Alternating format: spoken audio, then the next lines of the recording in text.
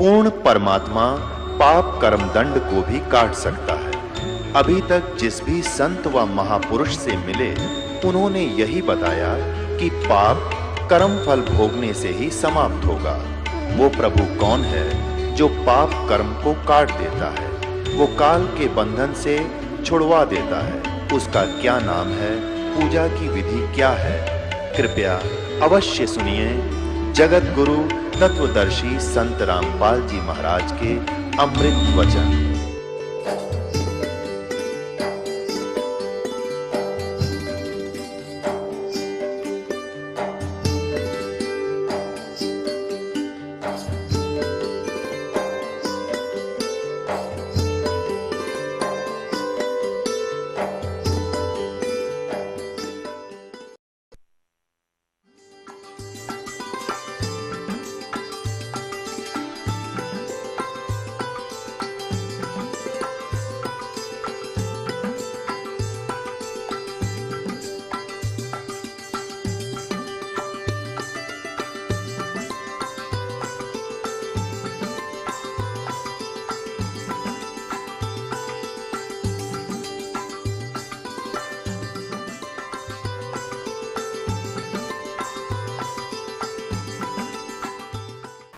जिसने परम ब्रह्म को जान लिया, उसने जितना भी संसार का सुख है वह सब प्राप्त कर लिया, शेष कुछ नहीं है। ऐसी स्थिति उसकी हो जाती है।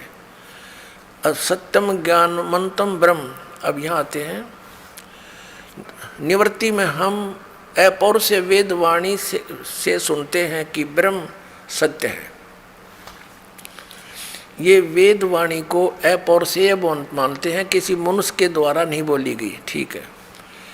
उस ब्रह्म सत्य है, ज्ञान है, अनंत है, वह अंतःकरण में ही अवस्थित है। तो हमारे मन में उसके अस्तित्व के संबंध में जो संदेह है उसकी निवृत्ति उस ज्ञान से हो जाती है। 4 महावाक्य हमारे वेदों में बतलाए गए, ये वेदों के नहीं, इन्होंने बल्कि उपनिषदों से ले रखे हैं। 4 महावाक्य हमारे वेदों में बतलाए गए हैं, जिनमें अथर्ववेद का महावाक्य अयम आत्मा ब्रह्म, यजुर्वेद का महावाक्य अहम ब्रह्मास्मि, ऋग्वेद का महावाक्य प्रज्ञानम ब्रह्म, सामवेद का महावाक्य है तत्वमसि। तो ये 4 महावाक्य बतलाए गए हैं। 4 महावाक्यों को लेकर अर्थ किया जाता तो चारों का अर्थ एक ही हो जाता है, तत्त्वमसि। तत्वमसि ये 3 पद है। जिस प्रकार 10 ये ना अपनी तरफ से बढ़ा के 10 आदमी अपने आप को ना गिने ऐसे, तो इसका अर्थ ये सीधा सा हो गया कि मैं ही ब्रह्म हूँ। ये अर्थ है इसका, तत्त्वम असि, वह तू ही है। आगे इसको बहुत अच्छी तरह उदाहरण देकर समझाया इन्होंने। ये देखिएगा, पंचम दिवस 5वें दिन में जो इन्होंने प्रवचन किए श्री स्वरूपानंद जी ने धर्मरथ 62 पर ये प्रकाशित है। पंचम दिवस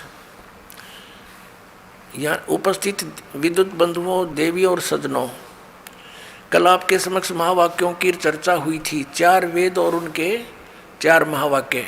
यह हमने बतलाया था कि उत्तर दिशा का वेद अथर्ववेद, वहाँ का महावाक्य अयम आत्मा ब्रह्म। यहाँ देखिए, तो इन महावाक्यों के का तात्पर्य है कि जीव और ब्रह्म का अभेद, जीव और ब्रह्म में कोई अंतर नहीं है। अब जैसे तत्वमसि में तत् पदार्थ ईश्वर है और ईश्वर पहले, यहाँ कति क्लियर किया इन्होंने, कहीं ईश्वर तो पहले रखकर जीव के साथ उसकी एकता बतलाई, इन महावाक्यों के अर्थ किए इसने, और कहीं जीव को रखकर ईश्वर के साथ एकता बतलाई है। अब जैसे तत्वमसि, इसमें तत् पदार्थ ईश्वर है, तत्वमसि में तत्व तो ईश्वर है पहले है और तोम पदार्थ जीव बाद में है। किंतु अहम ब्रह्मास्मि, अहम पदार्थ वाचार्थ जीव है, यानी जीव कहता है कि मैं ब्रह्म हूँ। अहम ब्रह्मास्मि, अहम तो जीव है और जीव को पहले रखा है और ब्रह्म को पीछे रखा है। अयम आत्मा में भी आत्मा को पहले और ब्रह्म को पीछे रखा है। और प्रज्ञानम ब्रह्म में भी ये स्थिति है, प्रज्ञान का अर्थ जीव है और वह ब्रह्म है, जीव ही ब्रह्म है, ब्रह्म जीव है, जीव ब्रह्म है, इसका अभिप्राय है। अब आगे इन्होंने बताया कि ये हमारे महावाक्य है ना, अहम ब्रह्मास्मि, यानी एक मठ से जुड़े हुए जितने भी अक्षेत्र के व्यक्ति हैं वो तो ये जाप करो, ये वाक्य भगवान से मिलाने वाले हैं। इसका जो है ना, जैसे वो साधना बताते हैं, इसकी साधना करो, समाधिस्थ में ऐसे विचार रखो, अयम आत्मा ब्रह्म, और दूसरे मठ के करो तत्वमसी, तीसरे मठ के ये अभ्यास करो कि प्रज्ञानम ब्रह्म, और चौथे मठ के फिर वो बता रखे हैं उन्होंने सबके नारे नारे अहम ब्रह्मास्मि, ये वाक्य करो। तो ये भगवान से मिलाने वाले हैं। देखिएगा पृष्ठ नंबर 63 पर, इसी धर्मरथ के पृष्ठ नंबर 63 पर लिखा, परमेश्वर से मिलाने वाले हैं हमारे महावाक्य, ये हमें परमेश्वर का बोध कराते हैं। यह बात समझ लेनी चाहिए कि परमात्मा की प्राप्ति अप्राप्त की प्राप्ति नहीं। एक तो वस्तु किसी देश में हो, भिन्न काल में हमसे भिन्न हो, तो हम उसे प्राप्त करने के लिए प्रयत्न करते हैं। जब हमें प्राप्त हो जाती है तो कहते हैं कि हमने प्राप्त कर ली, हमें प्राप्त हुई, अब प्राप्त हुई। किंतु परमात्मा के संबंध में यह बात नहीं है। परमात्मा तो जीव को प्राप्ति है, वह नित्य प्राप्त परमात्मा में अप्राप्ति का भ्रम हो गया। जैसे किसी के गले में माला पड़ी है और वही किसी कारण से वह भूल गया और किसी ने आकर बता दिया, तो वो माला देखकर कहेगा हाँ मिल गई। वह अप्राप्य कहाँ थी, अनमिली कहाँ थी, पहले से ही मिली हुई माला थी। उनसे न मिलने का जो भ्रम था वह दूर हो गया तो मिल गया। इस प्रकार परमात्मा सबसे मिला हुआ है। केवल उस परमात्मा को न जानने के कारण हमारी परेशानी है। सबके हृदय में परमात्मा है, वह परमात्मा सबको प्राप्त है। आगे इसने और कुछ बताने की चेष्टा की। अब इसका सारा कुछ निष्कर्ष ये निकला कि जीव ही ब्रह्म है। और यहाँ फिर देखो आगे इनके वर्तन सुनते रहिए, फिर निष्कर्ष क्या निकलेगा देखना, फिर कमाल होगा। अब 66 पृष्ठ पे क्या कहा है कि ब्रह्म से भिन्न किसी और की सत्ता नहीं है, ब्रह्म से ऊपर कोई नहीं है। फिर अब 67 पर क्या कहा धर्मरथ में, वह ब्रह्म ईश्वर कहलाया। सविशेष ब्रह्म था, उसमें जो शक्ति थी शुद्ध सात्विक अंश की उपाधि से वह ब्रह्म ईश्वर कहलाया। अच्छा फिर लेते हैं देखना, ये देखिएगा धर्मरथ 56 पृष्ठ पे, जिसने परम ब्रह्म को जान लिया, परम ब्रह्म, उसने जितना भी संसार में सुख है वह सब प्राप्त कर लिया। ये परम ब्रह्म और याद रखना, इनके सारा ज्ञान समक्ष हो जाएगा आपका। ये देखिएगा शंकर पंचम, एक पुस्तक है शंकर पंचम,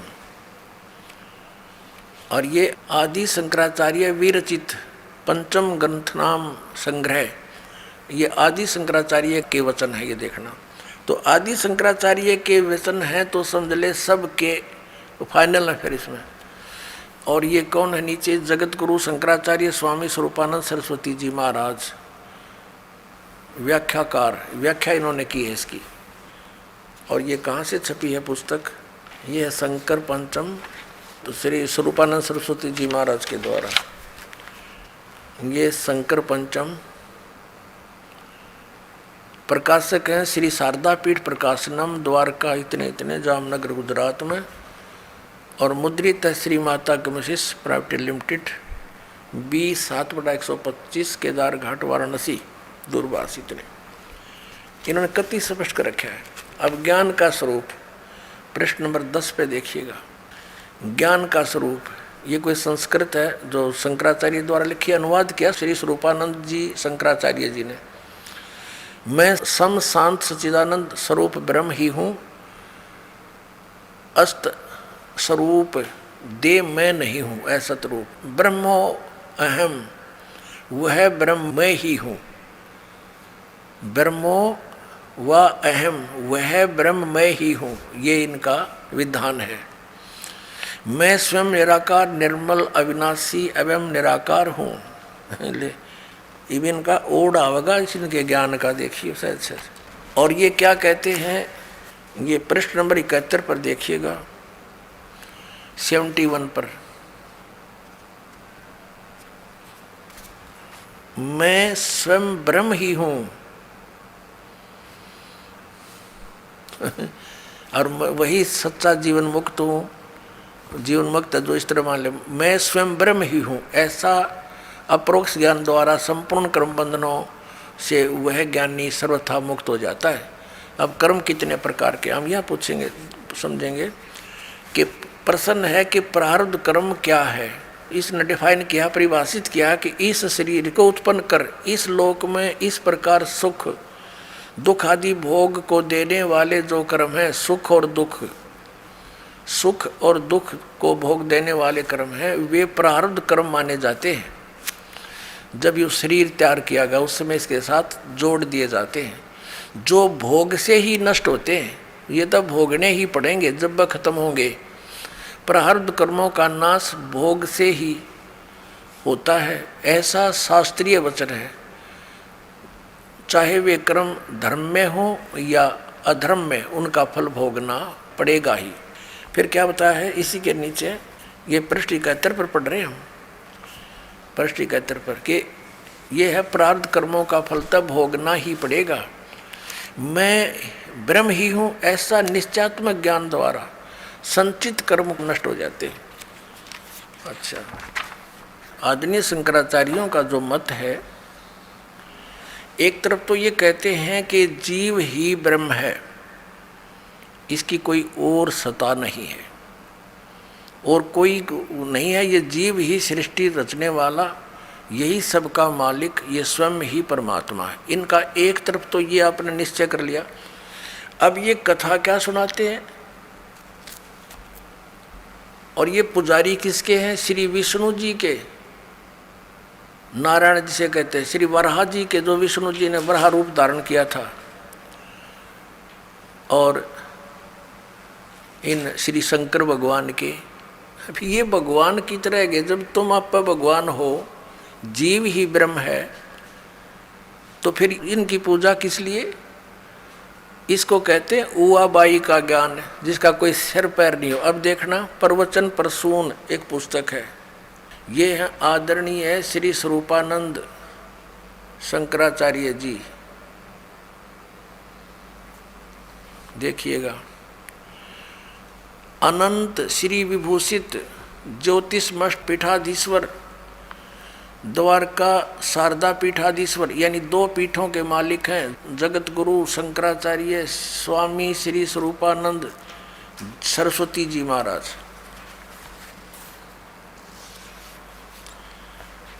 ये वही दंडी स्वामी स्वरूपानंद सरस्वती जी महाराज, दंडी स्वामी, श्री द्वारका शारदा पीठ। प्रकाशक हैं स्वामी सदानंद सरस्वती, श्री शारदा पीठ द्वारका, गुजरात। और ये यहाँ से मुद्रित है।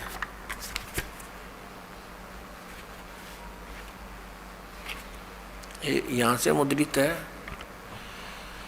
अंबिका ऑफसेट, मीठापुर, जामनगर, गुजरात से। ये 2 शब्द इस ग्रंथ में पूज्यपाद अनंत श्री विभूषित योगीराज स्वामी स्वरूपानंद सरस्वती जी महाराज के द्वारा 1967 में नवरात्रि के पावन अवसर पर चाईबासा झारखंड में दिए गए प्रवचनों का संकलन है। ठीक, अब आ जाओ, इनके वचन देखिए। ये 7वां वचन इनका, सप्तम प्रसून, 7वां सत्संग, 7वां दिन जो सत्संग करा। भगवान अत्यंत सुशीलवान हैं, उनके हृदय में करुणा अरुणालय उमड़ता है। वही कृपा घन बनकर समय समय पर भक्तों तथा अभक्तों सब पर बरस जाया करते हैं। उनकी उदारता का, सुशीलता का अति उत्कृष्ट निर्देशन है कि वह अपने तथाकथित शत्रुओं पर भी, खलों और महादुष्टों पर भी दया की दृष्टि रखते हैं और अपने हाथों से मारकर उन्हें परम गति देते हैं। प्रभु खलोद्धार का कार्य स्वयं करते हैं, यद्यपि उनकी कृपा से उनके सेवक भी उस कार्य को करने में समर्थ रहते हैं। रावण का वध सभी विशेषकर हनुमान और अंगद कर सकते थे, किंतु उनकी कृपा तो देखिए स्वयं को, उसको स्वयं सदगति देते हैं। रावण को भगवान ने अपने हाथ मारा तो उसकी सदगति होगी, ठीक है। भक्तों के कल्याण हेतु भी वह स्वयं आते हैं। द्रौपदी की लाज स्वयं द्वारका से दौड़कर बचाई थी। ओह, और देखिए गज के रुदन पर नगन पद नंगे पैरों दौड़े थे। अब फिर क्या बताया है, अब आगे उन्होंने क्या किया, भक्तों के कल्याणार्थ भगवान का स्वयं आना अर्थात अवतार लेना केवल हिंदुओं के सनातन धर्म में है। ईसा प्रभु के पुत्र थे, प्रभु नहीं। मोहम्मद साहब पैगंबर थे, दूत थे ही थे, साक्षात प्रभु नहीं। किंतु हमारे अवतार ये स्वयं ही हैं, उनमें वे स्वयं ही अवतरित होते हैं। कृष्ण तो साक्षात पूर्णांश भगवान है, पूर्णांश भगवान ही थे। कहा गया कि कृष्ण अस्तु भगवान स्वयं। यही बात भगवान राम के संबंध में भी है, राम अस्तु भगवान स्वयं। फिर वह जीव बाढ़ में गया, जीव को बताओ थे जीव ही ब्रह्म है। वो जीव कहाँ गया जब भगवान श्री कृष्ण भगवान है, ब्रह्म है, तो जीव कहाँ रहा? फिर आत्मा की क्या स्थिति रही? अब इसको कहते हैं, ऐसी कथा सुनाते हैं ये शंकराचार्य जी कि श्री कृष्ण भगवान है स्वयं। श्री कृष्ण इज विष्णु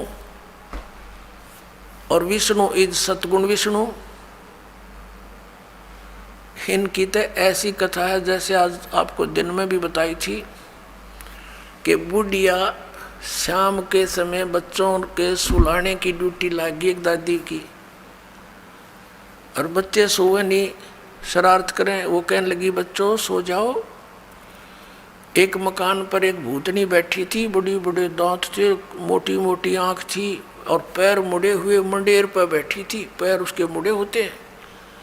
और जो बच्चे सारी रात को देर तक जागते हैं उनको दौड़ के उठाकर भाग जाती है, दौड़ जाती है। अब उन बच्चों ने पूछा दादी माँ, जिसके पैर नहीं वो दौड़ेगी कैसे? कहने लगी सो जा हाउ आ जाएगा। तो बच्चों ने पूछा दादी माँ हाउ कैसा होता है? कि तुम्हारे ही जैसा है, बस कोई भिन्नता नहीं है। इनका वो ज्ञान है इन शंकराचार्यों का। कहते हैं आत्मा क्या है? आत्मा तो स्वयं ही परमात्मा है।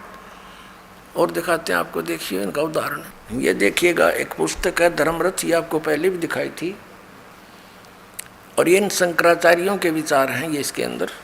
प्रकाशक स्वामी सदानंद सरस्वती, शारदा पीठ प्रकाशनम, द्वारका, जामनगर, गुजरात। इतना इसकी प्रस्तावना से स्पष्ट है। ये मुद्रक है अंबिका ऑफसेट, मीठापुर, शारदा पीठ प्रकाशनम। इसमें स्पष्ट लिखा प्रस्तावना में कि इस धर्मरथ नामक प्रकृत ग्रंथ पीठाधीश्वर अनंत श्री विभूषित श्री मजद गुरु शंकराचार्य स्वामी श्री स्वरूपानंद सरस्वती जी महाराज के मुखारविंद से निश्रित वाक सुधा का सार संग्रह है। अब देखना, इसके 58 पृष्ठ पर दिखाते हैं आपको। इनके उदाहरण देखा हंसी आवे। ये देखिएगा, ये पृष्ठ नंबर 59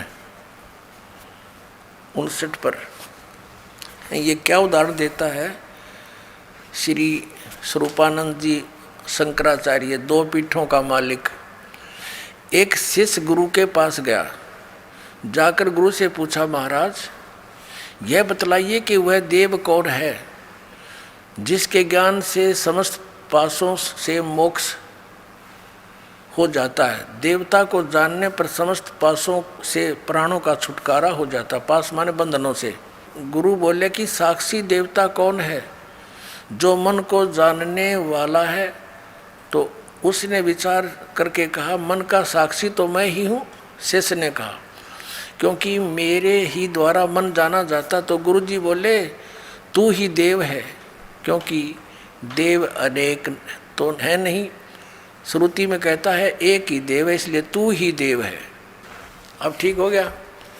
अब दास ने आपको कथा सुनाई कि दादी ने बोली वो आओ तुम ही हो, तो ये झुंड ला कर नौका वो देवता तू ही है, फिर भक्ति की क्या आवश्यकता रहेगी।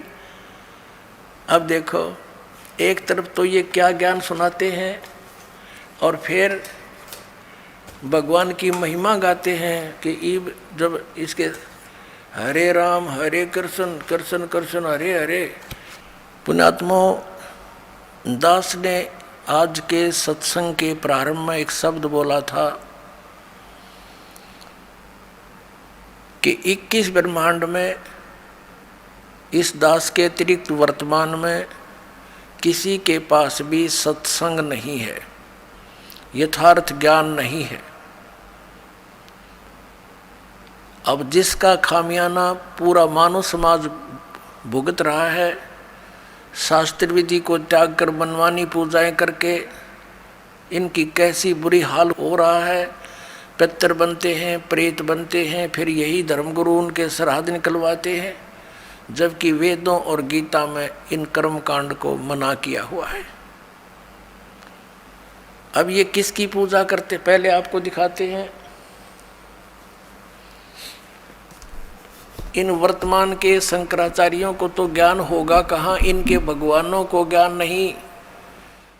श्री विष्णु जी, श्री ब्रह्मा जी, श्री व्यास जी जो इनके धर्म गुरु कहलाते हैं, उनको ज्ञान नहीं तो इनको ज्ञान कहाँ से होगा। इनके पास सत्संग कहाँ से होगा। कोरा अज्ञान, शास्त्र विरुद्ध ज्ञान सुना रहे हैं। देखिएगा श्रीमद देवी भागवत सचित्र मोटा टाइप, गीता प्रेस गोरखपुर से प्रकाशित है। संपादक हनुमान प्रसाद पोदार चिमन लाल गोस्वामी, प्रकाशक एवं मुद्रक हैं गीता प्रेस गोरखपुर, गोविंद भवन कार्यालय कोलकाता का संस्थान। इसके देखिएगा 28 पृष्ठ पे।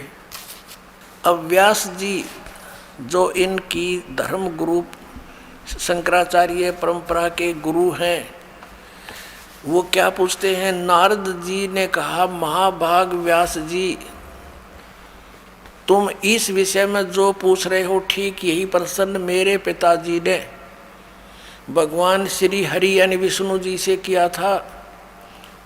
देवादि देव भगवान जगत के स्वामी हैं, लक्ष्मी जी उनकी सेवा में उपस्थित रहती हैं। ये कहने का भाव ये विष्णु जी हैं। आगे देखो, 4 भुजाएं हैं, पीताम्बर धारण करते हुए शंख चक्र गदा लिए रहते हैं, वक्षस्थल पर श्रीवस्त्र का चिन्ह चमकता रहता है। वे चराचर जगत के आश्रयदाता हैं, जगत गुरु एवं देवताओं के भी देवता हैं। ऐसे जगत प्रभु भगवान श्री हरि महान तप कर रहे थे। विष्णु जी तपस्या कर रहा था, उनकी समाधि लगी थी। यह देखकर मेरे पिता ब्रह्मा जी को बड़ा आश्चर्य हुआ। अतः उन्होंने उनसे जानने की इच्छा प्रकट की। ब्रह्मा जी ने पूछा, प्रभु आप देवताओं के अध्यक्ष, जगत के स्वामी और भूत भविष्य एवं वर्तमान सभी जीवों के एकमात्र शासक हैं, भगवान फिर आप क्यों तपस्या कर रहे हैं। ब्रह्मा जी कह रहे हैं, तुम तो सब कुछ तू ही आप ही हो, और किस देवता की आराधना में ध्यान मगन है, आप क्यों तपस्या कर रहे हो और किस भगवान की पूजा करते हो। मुझे असीम आश्चर्य तो ये हो रहा कि आप देवेश्वर एवं सारे संसार के शासक होते हुए भी समाधि लगाए बैठे हैं। अपने आत्माओं, ब्रह्मा जी के ये विनीत वचन सुनकर भगवान श्री हरि श्री विष्णु जी फिर न्यों बोले। क्या बोले। श्री हरि उनसे कहने लगे, ब्रह्मन सावधान होकर सुनो, मैं अपने मन का विचार व्यक्त करता हूँ। देवता दानव मानव सब यही जानते हैं कि तुम सृष्टि करते हो, मैं पालन करता हूँ और संकर संहार किया करते हैं, किंतु फिर भी वेद के पारगामी पुरुष अपनी युक्ति से यह सिद्ध करते हैं कि रचने पालने और संहार करने की यह योग्यता जो हमें मिली है, इसकी अधिष्ठात्री देवी शक्ति देवी हैं। वे कहते हैं कि संसार की सृष्टि करने के लिए तुम में राजसी शक्ति का संचार हुआ है और मुझे सात्विक शक्ति मिली है, और उधर में तामसी शक्ति का आविर्भाव हुआ है। उस शक्ति के अभाव से तुम इस संसार की सृष्टि नहीं कर सकते और मैं पालन करने में सफल नहीं हो सकता, और उधर से संहार कार्य होना भी संभव नहीं। ब्रह्मा जी हम सभी उस शक्ति के सहारे ही अपने कार्य में सदा सफल होते आए हैं। सुवर्त प्रत्यक्ष और परोक्ष दोनों उदाहरण मैं तुम्हारे सामने रखता हूँ, सुनो। यह निश्चित बात है कि उस शक्ति के अधीन होकर ही मैं इस शेषनाग की सैया पर सोता और सृष्टि करने का अवसर आते ही जाग जाता हूँ। मैं सदा तप करने में लगा रहता हूँ, सदा तप करने में लगा रहता हूँ। उस शक्ति के शासन से कभी मुक्त नहीं रह सकता। कभी अवसर मिला तो लक्ष्मी के साथ सुखपूर्वक समय बिताने का सौभाग्य प्राप्त होता है। मैं कभी तो दानों के साथ युद्ध करता हूँ। अखिल जगत को भय पहुँचाने वाले दैत्यों के विकराल शरीरों को शांत करना मेरा परम कृत्य हो जाता है। और यहाँ कमाल कर दिया, मुझे सब प्रकार से शक्ति के अधीन होकर रहना पड़ता है। उन्हीं भगवती शक्ति का मैं निरंतर ध्यान किया करता हूँ, यानी दुर्गा की ध्यान करता हूँ, उसकी पूजा करता हूँ। ब्रह्मा जी मेरी जानकारी में इस भगवती शक्ति से बढ़कर दूसरे कोई देवता नहीं। अब ये है सत्संग श्री विष्णु जी का स्पिरिचुअल नॉलेज कि मैं दुर्गा से ऊपर किसी भगवान को नहीं जानता, यही मेरा अंतिम देवता है, इससे बड़ा कोई भगवान नहीं। इन शंकराचार्यों को ज्ञान कहाँ से होगा, इनको भगवान को ज्ञान नहीं, ये नो के दुर्गा से ऊपर कोई नहीं। अब दुर्गा क्या कहती है, श्री शक्ति देवी क्या कहती है, देखिएगा। इसी के 562 पृष्ठ पर आपको ले चलते हैं।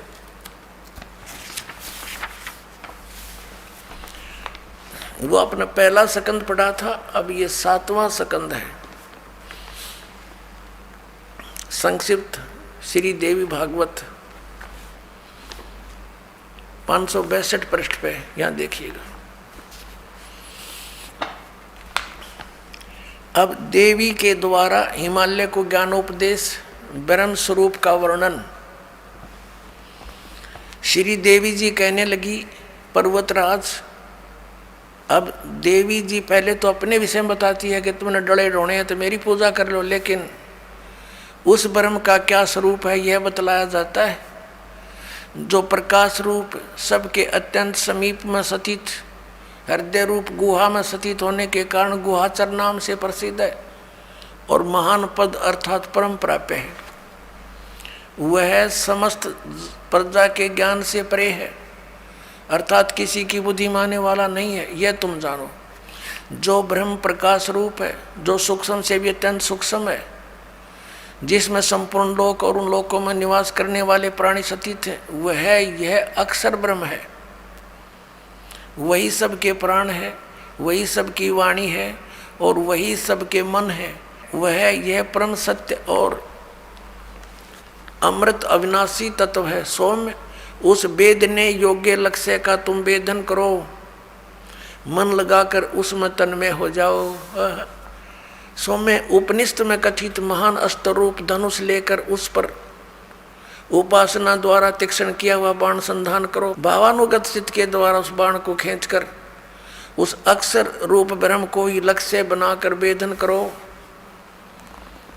अब क्या बताया कि प्रणव यानी ओम तो धनुष है, जीवात्मा बाण है और ब्रह्म उसका लक्ष्य कहा जाता है। अब क्या कहती है दुर्गा देवी, क्या कहती है कि एकमात्र परमात्मा को ही जाने, दूसरी सब बातें छोड़ दे। हर विष्णु जी ने कह है, विष्णु जी कह रहे हैं कि मैं दुर्गा से ऊपर किसी को नहीं जानता। अब यहाँ देवी जी कह रही है, श्री दुर्गा जी कह रही है कि एकमात्र ब्रह्म को जानो और सब बातों को छोड़ दो। अपनी पूजा को भी कहती है कि नहीं, ये भी मत करो, केवल एक उस ब्रह्म की पूजा करो। देखना, उस एकमात्र परमात्मा को ही जाने, दूसरी सब बातों को छोड़ दे। यही अमृत रूप परमात्मा के पास पहुंचाने वाला पुल है। संसार समुद्र से पार होकर अमृत स्वरूप परमात्मा को प्राप्त कराने का ये सुलभ साधन है। देखो, इस आत्मा का ओम के जप के साथ ध्यान करो। ये कहाँ गए वो अहम ब्रह्मास्मि तत्वमसि। अब क्या कह रहे हैं हमारे साथ सदग्रंथ और देवी क्या बता रही है? इस आत्मा का ओम के जप के साथ ध्यान करो, यानी कोई अन्य आत्मा परमात्मा है, वो अन्य सबसे अलग है, ध्यान करो। इससे अज्ञान में अंधकार से सर्वथा परे और संसार समुद्र से उस पार जो ब्रह्म है उसको पा जाओगे, तुम्हारा कल्याण हो। और वो कहाँ रहता है? वह है यह सबका आत्मा, यानी सबका मालिक ब्रह्म, ब्रह्मलोक रूप दिव्य आकाश में स्थित है। अपने आत्माओं इन शंकराचार्यों का ज्ञान कहाँ गया? वो ये कहते हैं ये जीव ही ब्रह्म है, और देवी कहती है कि सब पूजाएं छोड़ दो। विष्णु को तो समझा रही हरियाचार्य शंकराचार्य पूजें विष्णु जी नारायण को। विष्णु जी कहता मैं दुर्गा से ऊपर जानता नहीं। हिमालय को ज्ञान दे रही है श्री दुर्गा जी, बता रही है कि केवल एकमात्र उस ब्रह्म को पूजो, उसका ओम नाम है, नथिंग एल्स। और वो कहाँ रहता है? ब्रह्मलोक में। तो वहां चले जाओगे, उसके पास पहुंच जाओगे, तुम्हारा कल्याण हो। वो कहती है ब्रह्म की पूजा करो। अब ब्रह्म क्या कहता है श्रीमद् भगवत गीता में? श्रीमद् भगवत गीता अध्याय नंबर 8 के देखिएगा। श्रीमद् भगवत गीता जयदयाल गोविंद का इसके अनुवादक हैं। अध्याय नंबर 8 के श्लोक नंबर 13 हम आपको दिखाते हैं।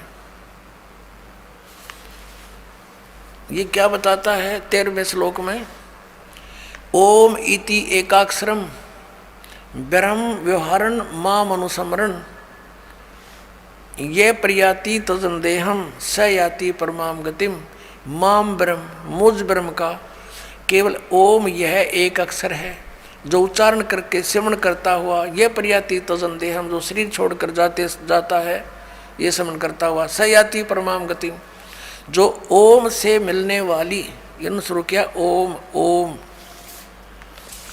यह इनका अनुवाद है।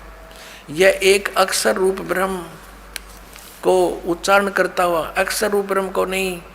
ये को कहता माम ब्रह्म, मुझ ब्रह्म का केवल एक ओम अक्षर है, नथिंग एल्स। निचिंतन करता हुआ शरीर त्याग कर जाता हुआ पुरुष परम गति को प्राप्त होता है। यानी ओम से होने वाली जो परम गति है ये ओम, और इन्होंने इस ओम को ऐसे लिखा अनुवाद में ओम ओम, ये समझो चाहिए, ये समझो। अब ये तो है, कहता है मेरी साधना करनी है मुझ ब्रह्म की, तो मेरा एक ओम मंत्र है।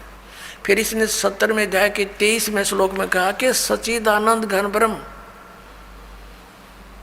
उस सच्चिदानंद घन ब्रह्म की साधना करने से तेरा पूर्ण मोक्ष होगा। फिर वहां पहुंच जाएगा जहां जाने के बाद लौटकर साधक फिर कभी संसार में नहीं आते। अपनी स्थिति को गीता ज्ञानदाता कहता है मेरी स्थिति तो नाशवान है, मैं भी जन्म मृत्यु के अंदर हूं और तू भी अर्जुन। देखिएगा अध्याय नंबर 2 का, अब श्लोक नंबर 12 देखो। अध्याय नंबर 2 और श्लोक नंबर 12। न तो ऐसा ही है कि मैं किसी काल में नहीं था, अथवा तू नहीं था, अथवा ये राजा लोग नहीं थे, और न ऐसा ही है कि इससे आगे हम सब नहीं रहेंगे। हो गया स्पष्ट कि गीता ज्ञानदाता कह रहा है कि मैं भी जन्म मृत्यु होती है, पहले भी थे तू और मैं, आगे भी होंगे। और ये ना सोच के हम वर्तमान में ही, आगे देखना 4थे अध्याय के अध्याय नंबर 4 और श्लोक नंबर ये 5 है। यहाँ इसकी संस्कृत है, यहाँ इसका अनुवाद है। ये प्रणतम अर्जुन, मेरे और तेरे बहुत से जन्म हो चुके हैं, उन सबको तू नहीं जानता, मैं जानता हूँ, मैं जानता हूँ। और फिर 9 में क्या कहा है? अध्याय नंबर 4 का श्लोक नंबर 9 में,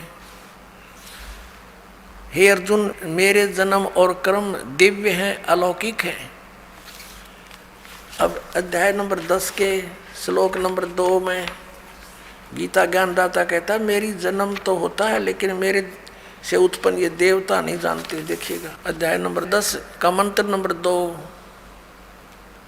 मेरी उत्पत्ति को, गीता ज्ञानदाता कहता मेरी उत्पत्ति को, लीला से प्रकट होने को न देवता लोग जानते हैं न महर्षि ही जानते हैं, क्योंकि मैं सब प्रकार से देवताओं का और महर्षियों का आदि कारण हूँ। इसे सिद्ध है कि गीता ज्ञानदाता की उत्पत्ति तो है, लेकिन ये इससे उत्पन्न, इसके पुत्र रजगुण ब्रह्मा, सतगुण विष्णु, तम गुण शिव जी, फिर इनसे आगे उत्पन्न जितने भी देव देवता हैं, ये इस ब्रह्म के जन्म डेट ऑफ बर्थ को नहीं जानते। अब जैसे संतान की डेट ऑफ बर्थ यानी जन्मदिन को पिता बता सकता है, लेकिन पिता की उत्पत्ति को बच्चे कैसे जाने? उसको कौन बताता है? दादाजी बताते हैं। पिता के पिता तो सबके पिता वो कबीर परमेश्वर हैं, वो बंदी छोड़ कबीर साहेब हैं, वो परम अक्षर ब्रह्म है, सच्चिदानंद घन ब्रह्म है। उस परमेश्वर ने आके बताई है इस ब्रह्म की उत्पत्ति, क्योंकि वो उसी का द्वारा उत्पन्न किया हुआ है। तो अपने पुत्र की उत्पत्ति, अपने अन्य संतान की उत्पत्ति, पोते पोतरों की उत्पत्ति दादाजी को खूब याद होती है। लेकिन ब्रह्म कह रहा है कि मेरी उत्पत्ति तो हुई है। ये गीता ज्ञानदाता श्री कृष्ण में प्रवेश करके ये काल बोलता है, ब्रह्म बोलता है। ये कहता है कि मेरे कर्म और जन्म अलौकिक होते हैं। अलौकिक कैसे होते हैं? स्वयं किसी के सामने प्रकट नहीं होता, ये गुप्त रहता है। गीता जी अध्याय नंबर 7 के श्लोक नंबर 24 और 25 में स्पष्ट किया है इसने, देखिएगा। अध्याय नंबर 7 श्रीमद् भगवत गीता श्लोक नंबर 24 में, बुद्धिहीन मेरे अनुत्तम अविनाशी परम भाव को न जानते हुए मन इंद्रियों से परे मुझ सच्चिदानंद परमात्मा को अव्यक्तम माम व्यक्तिम आपनम मनन्ते। इसका अर्थ हम ऐसे भी पढ़ेंगे। इन तड़ंगा करने की चेष्टा की है, क्योंकि जहाँ इनकी समझ में नहीं आया इन्होंने गलती कर डाली। देखना, व्यक्तिम अव्यक्तम माम व्यक्तिम आपनम मनन्ते। अव्यक्तम माम, मुझ अव्यक्त को, ये बुद्धिहीन मेरे अनुतम यानी घटिया विनाशी परम भाव को यानी विशेष नियम को नहीं जानते। मुझ अव्यक्त को मैं छुपा रहता हूँ, और मुझे ये व्यक्तिम यानी मनुष्य रूप में, कृष्ण रूप में प्राप्त हुआ मानते हैं। I am not Krishna. क्यों? अब 25 में बताया, देखिए इसका यहाँ अनुवाद किया है। अपनी योग माया से छिपा हुआ मैं सबके प्रत्यक्ष नहीं होता, छुपा रहता हूँ मैं। यह अज्ञानी जन समुदाय मुझ जन्म रहित अविनाशी को, अविनाशी परमेश्वर नहीं, अविनाशी को नहीं जानता। और ये मुझे इसलिए ये व्यक्तिम, ये देखो ये 24वां श्लोक है, व्यक्तम अव्यक्तम व्यक्तिम आपनम मनन्ते माम अबुधे। ये बेबुद्धि के लोग, बुद्धिहीन व्यक्ति मुझ अव्यक्त को, क्योंकि मैं अपनी योग माया से छुपा रहता हूँ, ये मुझे व्यक्तिम यानी मनुष्य रूप में, श्री कृष्ण रूप में, आपनम माने आया हुआ, प्राप्त हुआ, मनन्ते मानते हैं। ये मुझ अव्यक्त को यानी मुझ छुपे हुए को, मुझको मनुष्य की भांति जन्म लेकर श्री कृष्ण की तरह मानते हैं। आई एम नॉट कृष्ण, क्योंकि श्री कृष्ण जी ने तो ये कैसे कि उन्होंने जन्म नहीं लिया, उनके माता हैं, पिता हैं, श्री राम रूप में वही विष्णु आए, उनका जन्म हुआ। तो यहाँ कहने का भाव ये है कि ये क्या कहता है कि मेरे कर्म अलौकिक हैं और जन्म अलौकिक है। कैसे? जैसे श्री कृष्ण में प्रवेश करके यू सारा अनर्थ जुल्म करवा दिया इसने, और पता भी नहीं लग गया कौन कर गया। श्री कृष्ण के सिर पर दर्दी कि इन्होंने महाभारत का युद्ध करवाया, जबकि श्री कृष्ण जी तो मना करे थे, 3 बार शांति दूत बन कर गए। आखिर में ये फैसला भी ले लिया कि मैं युद्ध भी नहीं करूँगा। तो क्या वो युद्ध करवाने की सलाह दे सकते हैं? नेवर। ये काल ग्रह ऐसे अड़ंगे। अब ये कहता है कि मेरे जन्म और कर्म दिव्य हैं। इसके कर्म दिव्य कैसे हैं? जैसे श्री कृष्ण में प्रवेश करके महाभारत का युद्ध करवा दिया, जुल्म करवा दिया और गीता का ज्ञान दे दिया। ये इसके कर्म, ये कैसे प्रवेश करता है अब दिखाते हैं। अब देखिएगा श्री विष्णु पुराण, इसके संपादक कौन है, अनुवादक हैं श्री मुनिलाल गुप्त।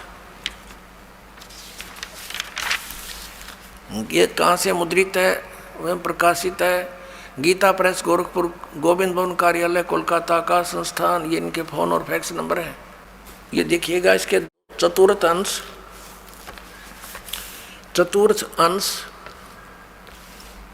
अध्याय नंबर 2 और 233 पृष्ठ पे। पूर्व काल में त्रेता युग में एक बार अति भीषण देव असुर संग्राम हुआ। देवताओं और राक्षसों का आपस में युद्ध हुआ। उसमें महाबलवान दैत्यगण से पराजित हुए देवताओं ने भगवान विष्णु की आराधना की। तब आदि अनंत सुन अशेष जगत प्रतिपालक श्री नारायण ने देवताओं से प्रसन्न होकर कहा, आप लोगों का जो कुछ अभिष्ट है वह मैंने जान लिया है।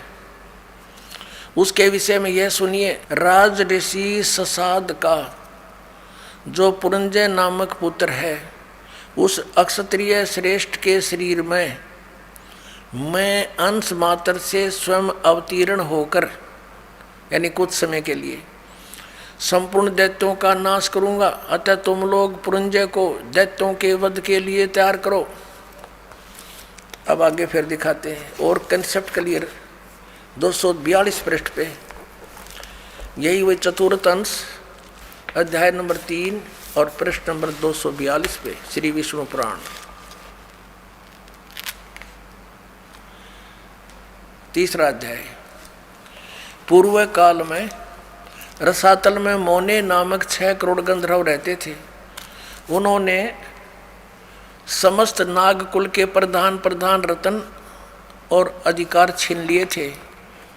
गंधर्व के पराक्रम से अपमानित उन नागेश्वरों द्वारा स्तुतित किए जाने पर उसके श्रवण करने से जिसकी विकसित कमल सदृश आँखें खुल गई हैं, निंद्रा के अंत में जागे हुए उन दलशाही भगवान सर्वदेवेश्वर को प्रणाम कर उनसे नागगण ने कहा, भगवान इन गंधर्व से उत्पन्न हुआ हमारा भय किस प्रकार शांत होगा। तब आदि अनंत रहित भगवान पुरुषोत्तम ने कहा, यो नासों के पुत्र मान धाता का जो यह पुरकुत्स नामक पुत्र है, उसमें प्रविष्ट होकर मैं, उसमें प्रवेश करके प्रेत की तरह मैं उन संपूर्ण दुष्ट गंधर्व का नाश कर दूंगा। पुणात्माओं, ये अध्यात्म ज्ञान है, ये बालकों का खेल नहीं। ये शंकराचार्य तो श्वेत पुराण पर लगे रहे, इन्होंने पता नहीं क्या करना है, कौन सा भगवान है। वह सुनी सुनाई दंत कथा जनता में फीड कर दी इन्होंने। अब इसमें क्या स्पष्ट हो गया कि ये ऐसे, इसके जन्म और कर्म ऐसे अलौकिक हैं। अब कर्म इसके यूं अलौकिक हैं, पुरंजय में प्रवेश करके और उसके राक्षसों का नाश कर दिया इसने स्वयं।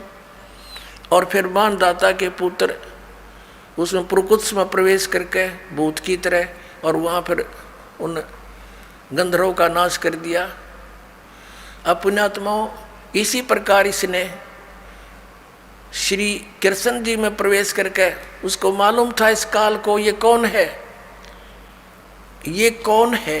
अगर ये समझ में आ गया इस पुण्यात्माओं के, तो फिर बात तो खत्म हो जाएगी। ये है श्री ब्रह्मा रजगुण, श्री विष्णु सद्गुण, श्री तमगुण शिव जी का पिताजी। ये काल है, ये सदा शिव कहलाता है, ये ब्रह्म है, ब्रह्म। और ये नहीं चाहता कि ये प्राणी सत्य ज्ञान को प्राप्त हो, इसलिए ये अज्ञान फैलवाता है। और ये क्या करता है, जैसे इन देवताओं ने प्रार्थना की तो विष्णु रूप धारण करके खड़ा हो गया इनके आगे, क्योंकि विष्णु रूप में पूज रहे थे वो। कौन? ये काल स्वयं। और फिर इनसे कह दिया कि ठीक है, मैंने तुम्हारा जो अभिष्ट है वो जान लिया है और तुम ऐसे ऐसे उस पुरंजय को तैयार करो और मैं उसके शरीर में प्रवेश करके न मार दूंगा। ऐसे ही इसने फिर पुरुकुत्स के शरीर में प्रवेश होकर, कोई नाग, ये सर्प नहीं, एक नाग गोत्र के मनुष्य थे, अच्छी आत्माएं, उनके साथ इनका गंधर्व के साथ युद्ध हो गया। तो उस नागेश्वरों ने जब प्रस्तुति की विष्णु भगवान की, युगकाल खड़ा हो गया विष्णु रूप धारण करके, इसने प्रण किया हुआ कि मैं अपने वास्तविक रूप में कभी किसी को दर्शन नहीं देता। तो ऐसे उसने आकर के फिर उन्होंने प्रार्थना की, तो उसने कहा ठीक है चलो मैं आता हूँ, और तुम पुरुकुत्स को तैयार करो, मानदाता के पुत्र को। उसमें प्रवेश करके गंधर्व का नाश कर दिया। तो ये ऐसे इसके कर्म और जन्म, इसके ऐसे कर्म अलौकिक हैं। और ऐसे गीता जी का ज्ञान बोला श्री कृष्ण में प्रवेश करके इस काल भगवान ने। ये काल भगवान कौन है? जैसे कि शिव पुराण में आपको दिखाया था, विद्वेश्वर संहिता के अंदर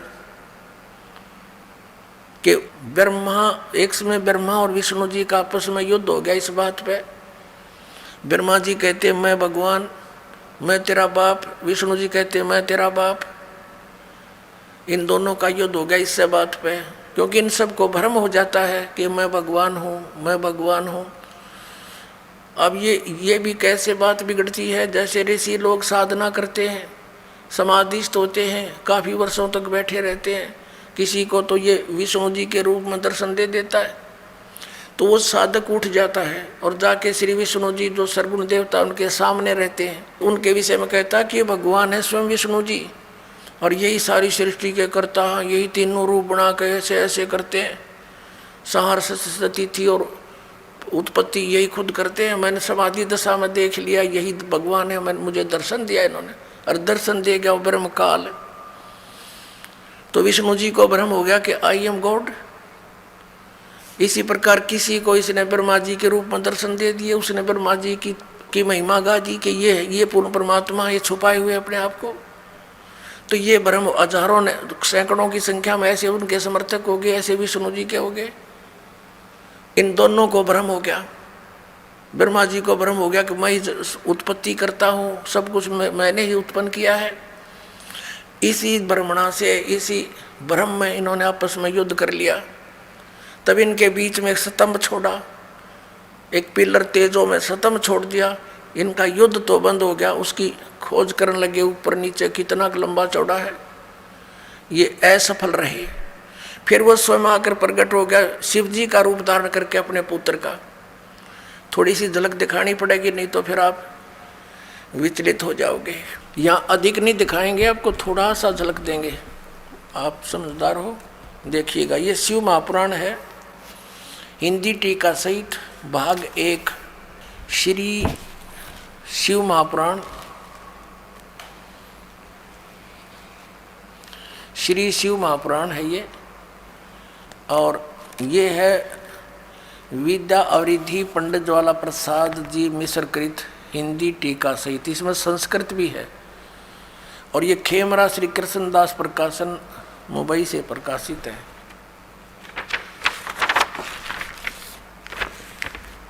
मुद्रक में प्रकाशक है खेमरा श्री कृष्णदास, अध्यक्ष श्री वेंकटेश्वर प्रेस, खेमरा श्री कृष्णदास मार्ग, मुंबई। अब यहाँ देखना, इसके 11 पृष्ठ से शुरू करेंगे हम। विद्वेश्वर संहिता शिव पुराण, विद्वेश्वर संहिता भाग 1 अध्याय 6। नंदीकेश्वर बोले, हे योगिंद्र, आगे एक समय विष्णु भगवान शेष शैया पर अपने गरुड़ादि पार्षदों के संयुक्त लक्ष्मी सहित शयन करते थे। उस समय ब्रह्मज्ञानियों में श्रेष्ठ ब्रह्मा जी अपनी इच्छा से ही वहाँ आ गए और उस सब प्रकार से सुंदर सेज पर शयन करते हुए कमल लोचन विष्णु भगवान से पूछने लगे।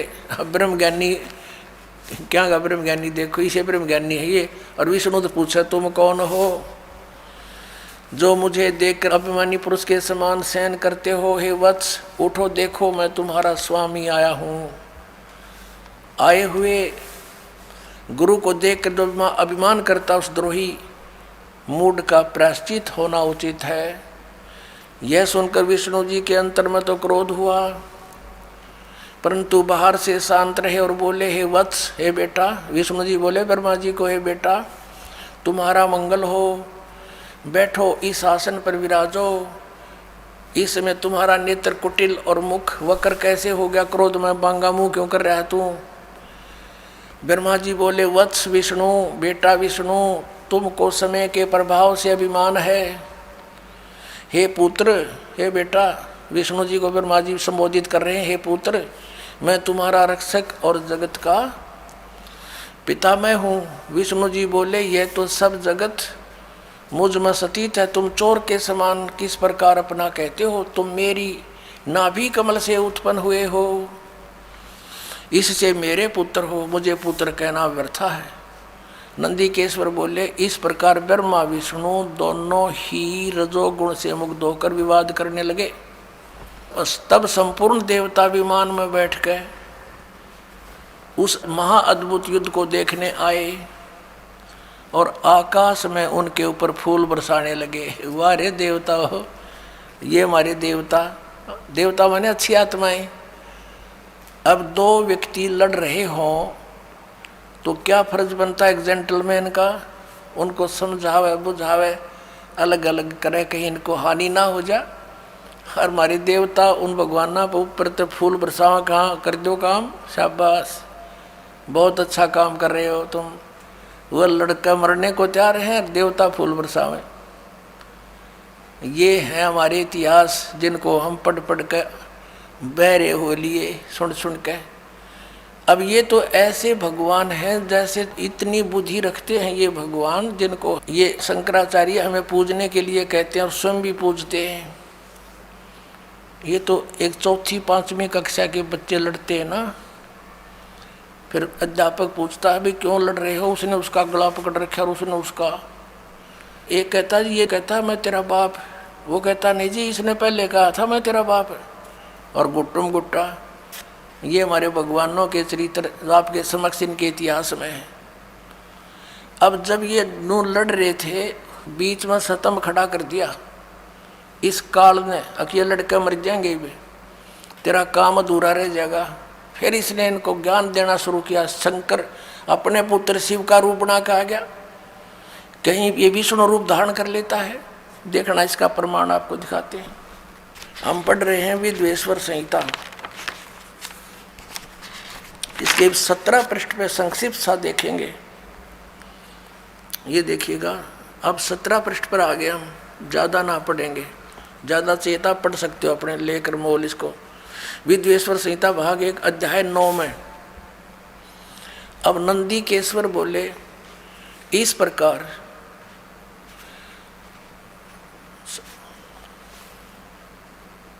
यहां दिखाते हैं उन दोनों की अज्ञानता, वैर को दूर करने के अर्थ दोनों से कहा। किसने? वो भगवान ये क्या बताते हैं कि नंदीकेश्वर बोले कि इस प्रकार भगवान ने उन नम्र हुए ब्रह्मा और विष्णु पर अनुग्रह करके उनसे फिर क्या कहा कि उन दोनों के ज्ञानता और वैर को दूर करने के अर्थ उन दोनों से कहा। अब यहाँ ज़्यादा ना पढ़ेंगे अपने मतलब का। अब ये शंकर रूप धारण करके आ गया कि मेरे सकल और निष्कल भेद से 2 रूप हैं, परंतु और ईश्वर नहीं है। ईश्वर ने इस कारण से उनके 2 रूप नहीं हो सकते। पहला सतम रूप यानी वो पिलर खड़ा कर दिया और पीछे मूर्तिमान रूप फिर स्वयं आ गया, प्रकट हो गया, धारण किया। इसमें ब्रह्म रूप निष्कल है, वो पिलर खड़ा कर दिया, वो तो कहते हैं निष्कल निराकार है, वो ब्रह्म है। और इस रूप सगुण है, वो फिर शंकर रूप धारण करके आ गया। मेरे दोनों रूप सिद्ध हैं, दूसरे किसी के नहीं